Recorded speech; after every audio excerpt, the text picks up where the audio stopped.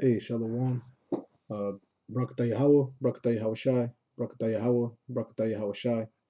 Double honors to the elders and apostles, better known as the Great Millstone. Shalom. Salutations to the hopeful elect, the one third, fellow laborers, hazard in your lives, pushing the correct doctrine, the water, and death to two-thirds of the so-called Negro, Latino, North American Indian, okay, who are also Israelites, but fall into the category of two-thirds. This is a response, um, and basically, it's a response to Apostle Love's live stream, which was entitled "Vocab Malone's Sicilian Blood is So Thick." Laugh out loud, and you know, uh, a lot of different ways and tangents. Kind of wanted to run with that, but basically, the Bible is a male dominant sport, if you will. I'm going to use that word loosely, um, but it's a male dominant subject or topic, okay? And it's evident, so um, let's see. Let's look at this word, okay, a woman. And Apostle Love was going into this because you have a vocab, uh, saying his bloodline basically is going back to his mother's lineage, which isn't that's not the tradition of men, period. No king wanted or preferred a daughter over a male, um, because the male is what gets the inheritance. And just saying that statement alone, scripture should come to mind where that's proven true. Okay, so wife, woman, female, opposite of man. Okay, so opposites, okay, are not, uh, made identical. Okay, opposites are not identical. Okay, so definition, um, it's used in a wide sense. Wife, often unexpressed in English. And see, this is the problem with the word woman and trying to translate it, is that basically it's from a German, okay, what's his name? Mark Reiser, aka Vocab. Okay, it's a lot of these English words, like the word woman, is a German, comes from a German root, and also somewhat of a Latin word. Okay, so they're trying, and this, obviously English didn't exist back in the day. Okay, and this was kind of interesting to come across. This was on Quora.com, I believe it's pronounced.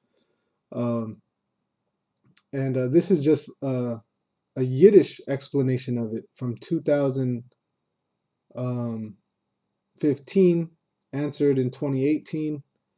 Okay, and this goes on to explain. Okay, woman, the differences between woman and man. Okay, the Hebrew word for man, ish. Um, okay, which this is the Yiddish. Okay, actually, I'm just just go with me on this real quick. Uh, comes from a word meaning strong, whereas the woman means weak. Okay, um, it's still in other cognate languages like the Aramaic. That's okay. Turns up also in the Hebrew plural. Okay, uh, they're saying here, proving that Hebrew was the language spoken in the Garden of Eden, or Eden, Salakia. Obviously, they didn't know English, so I mean, come on, people understand that English, that woman, uh, you know, basically goes back to the German, especially when you look it up in the Edom.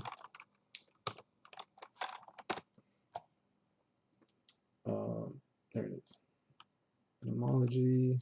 Type in the word woman or women, same thing. Um, compound with Old English, English, Dutch, with, and queen as the word for female human being. I came across something earlier too, where it said a girl was used to just describe a young child. It could have been male or female, and I believe that was also German. Okay. Um, I did a sit down a while ago on the dictionary in general and how it was created for uh, English. The dictionary was created for English because you had poets and writers that were changing uh, the amount of syllables in words to better match their cadence for the delivery of their poems or within their stories to make things sound better. And so the dictionary came into play because they're creating new words basically.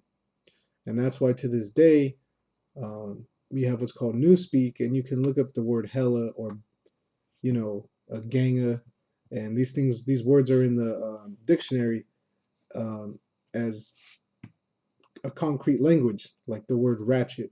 You hear the word ratchet, 12 years ago, and you're thinking of a tool. And now, ratchet, oh, it's someone who's acting ghetto. It's replaced this new term, right? So, um, some other scriptures I wanted to get that came to mind. What was that? I think it's Hebrews, the 8th chapter. Um, let's see. Oh, wait. Yeah, I think it's Hebrews 8 or Hebrews 10. So, like, yeah. Bastard, and steal with you as sons. Yep. Oh, 12. So, like, 12, 7 and 8. It says, if you endure chastening, the Most High deal with you as with sons. For what son is he whom the Father chasteneth not? But if ye be without chastisement, whereof all are partakers, then ye are bastards and not sons. Furthermore, we have had fathers of our flesh which corrected us, and we gave them reverence. Shall we not much rather be in subjection unto the Father of spirits and live? So, why is the Most High constantly using the importance of when he's describing the inheritance and he's describing even the circumcision? Circumcision was a custom of men. Why is he using the male perspective on things and not the female?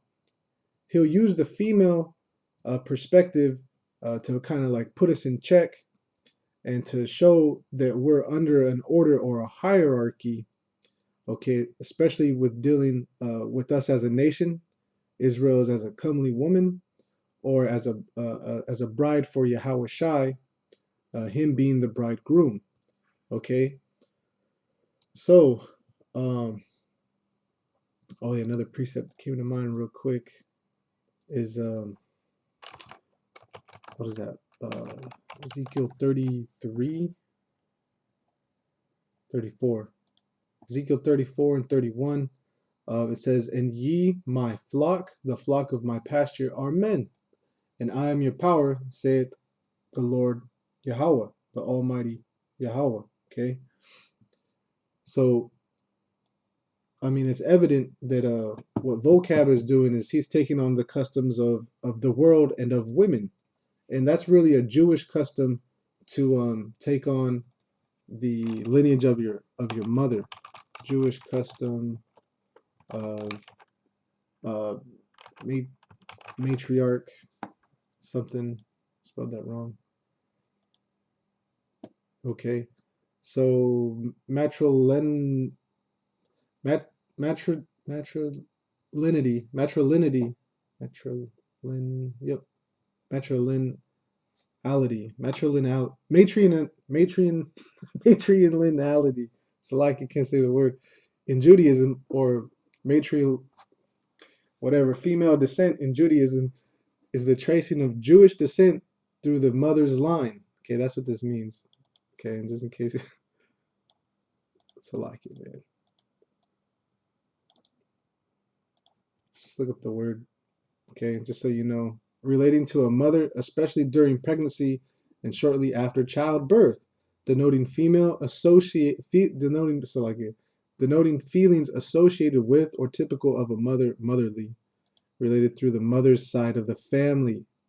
Okay, and the brother GMS Feed the Flock on the comment board made a very good observation, which was, where's the tribe of Dinah?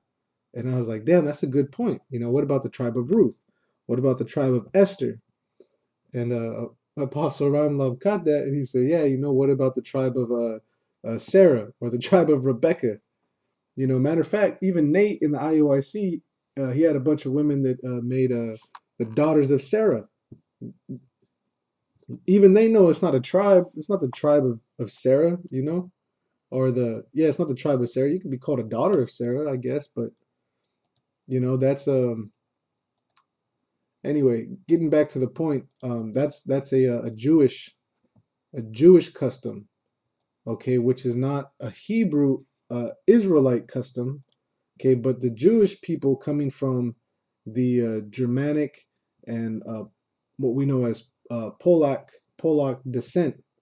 Okay, virtually all Jewish communities have followed maternal descent from at least early Tanaitic,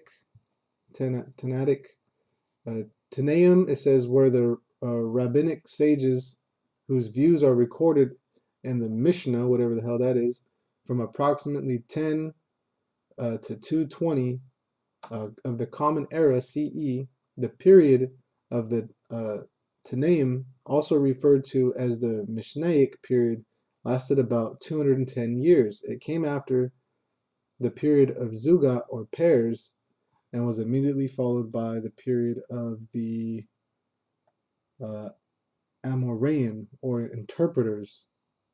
Okay, so this is all just stuff. The Tanaim lived in several areas of the land of Israel, the spiritual center of Judaism. At that time was Jerusalem, but after the destruction of the city, the second temple, Yohan ben Zaki and his students founded a new religious center in Yavne, other places of Judaic learning. Okay, so yeah, this is not the customs of truth. This is the customs of deception. Okay. Yep, goes back to the teachings of the Talmud, okay, which that's not correct. And as the apostle brought out, the importance that men's lineages is recorded by their fathers, and I mean that's evident in the book of Matthews as well, okay, where it's dealing with the father's lineage, and then even the mother's lineage is traced through males, okay. So this is again, Jews and Judaism, right? Which this is all bullshit. This is all fake. Okay, so that's what vocab is into. Is basically he's into woman worship. To say something that his blood is so thick, Sicilian blood is so thick. Well, what's your father's blood? So what if your father's side was continually just pillaging Sicilian women? Who gives a shit, man? You got a Sicilian fetish. Who gives a shit? You know? What about it's the lineage, you know? It's the lineage that matters. And that's what the Most High is looking at. He even said that he looks at the inward parts of men, okay? The hearts and intents of men is what the Most High is looking at. He's not concerning with the woman. Matter of fact, um, King Solomon even said of the woman he found a zero, and of the men it was one out of every 1,000 looking for righteousness. Okay, now women are supposed to have certain other virtues about them, but they're not made, okay, or created to be in service of the Heavenly Father, man. Same thing with the circumcision. The women, we don't circumcise the women. You have Hamites, you have Ethiopians that'll circumcise their women, which is weird, but whatever. Okay, but you're not supposed to circumcise. You're not supposed to circumcise the women, man. You're supposed to circumcise the men. Okay, so that Sicilian bloodline is going back to his mother's line because, like I said, and brothers, bring this out all the time. Vocab Malone, real name. I think it's Mark Reiser, John Mark Reiser. Okay, so let's look up Reiser in the yeah, name origin. Let's look that up. Oh, it's Swiss. Look at that. The Swiss. It it matches his doctrine, full of holes like Swiss cheese.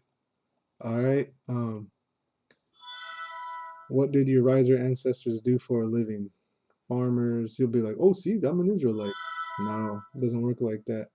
Wagon maker, farmer, keeping house and labor, farmer. Okay, and now this, and this isn't to say really much of anything because this site, ancestry.com, uh, especially for Jake, they don't record a lot of our stuff, but uh, the risers coming from, oh yeah, look at that, the Swiss background. Oh, here we go, some family history, maybe a crest and a coat of arms. Yeah, see, Jake's coat of arms, they would put their own faces on there, you know, they would have their own faces um, a lot of times, and it was just different. The European coat of arms when the Negro was in power is a lot different than when the Caucasian came into power. Okay, and they started rising up into power roughly around this time. Okay, and then even people of the smaller villages, could take on the name of their domino or their lord, and they would take that name on, just like a slave in America when they were given their freedom, or they would leave, or they would be asked what their name was. They would take on the last name of their plantation, whether it was Smith or Winters or what have you. Okay, Welsh surname. Okay, pre 1715 to 16. Translator. Oh, this guy translated the Psalms into Welsh verse. Hey, could that be the beginning of apologetics? Yeah, it might have been vocab and the reincarnation. Trying to switch shit up. I'm just being facetious, and not to get away from the point that the Bible is a male dominant sport. The Most High uses men. Okay, that's why it says flock and pasture are men. The 144,000 are men. Okay, that's who he's committed to do the service for him. Okay, he's not using women as some would like to believe. Canaanite worship of the Queen of Heaven. Khan, Shalom, Yahbashem Yashai Brakta. Salak, I'm 18 minutes in. I didn't mean to go that long. But that's pretty much the point. Until next time, Shalom.